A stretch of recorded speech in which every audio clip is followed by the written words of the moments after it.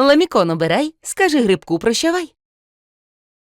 Маємо кілька повідомлень буквально із боліт, із російської території. Там цієї ночі палала нафтобаза у Курській області.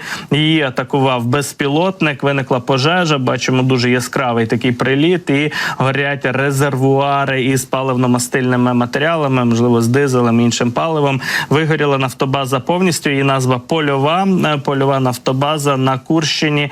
Ну і от російські офіційні органи влади Курської області вже повідомили про те, що дійсно причиною стала якраз атака безпілотника. Вони, звичайно, стверджують, що це український безпілотник атакував цю нафтобазу. І внаслідок влучання вигоріла повністю нафтобаза. Справитися з такою пожежею їхні, власне, рятувальні служби не змогли. Згорів резервуар об'ємом 100 тонн, пише російське видання «База», наприклад. І так само підтверджується пожежею губернатор Курської області Старовойт і пропагандисти із ТАСС. Ще одна пожежа виникла у Москві. Там горіла будівля у центрі російської столиці, де розташовані «Ізвєстія Холл». Така, власне кажучи, адміністративна будівля. От наслідки цієї пожежі уточнюють, але пишуть, що вона була масштабною і доволі там багато приміщень вигоріло. Так само працюють на місці, як бачимо, пожежники, рятувальні служби і так далі. Це от те, що відомо про пожежу у центрі Москви. Ну, але нас якраз більше цікавлять удари по НПЗ, по нафтобазах на території Росії, оскільки це вплив на російську енергетику і експорт пального, зокрема, який забезпечує валютну виручку російському бюджету. Ну і також, звичайно, постачання паливно-мастильних матеріалів на фронт. В випадку Курської області, очевидно, йдеться про таку нафтобазу, яка працювала на фронт, на окупаційні підрозділи ворога, а не на ворожий експорт.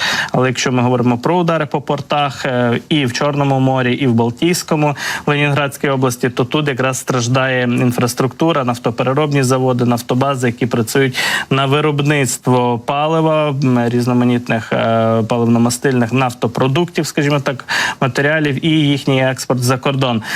Поза тим, у нас, власне, з'явилося повідомлення від Українського міністерства енергетики із посиланням якраз на наших європейських партнерів. У Європейському Союзі на рівні комісара з питань енергетики Кадрі Сімпсон пролунала заява про те, що ЄС не зацікавлений в подальшому продовженні контракту про транзит газу із Росії і, зокрема, через, власне кажучи, і Україну. Так само, очевидно, йде мова і про це. Міністр енергетики Герман Галущенко провів зустріч із європейською колегою Кадрі Сімонс в межах міністерської зустрічі Міжнародного енергетичного агентства у Парижі. І єврокомісарка наголосила, що європейські країни працюють над заповненням зараз своїх газових сховищ і диверсифікацією постачань. Повернення до звичних відносин з Росією в цьому питанні неможливе. Абсолютно ЄС не зацікавлений в продовженні контракту про транзит газу з росіянами. Ми готувалися до закінчення цього контракту протягом 2 років, відколи почалися маніпуляції на газовому ринку, і в нас є альтернативні варіанти для забезпечення безпеки постачання,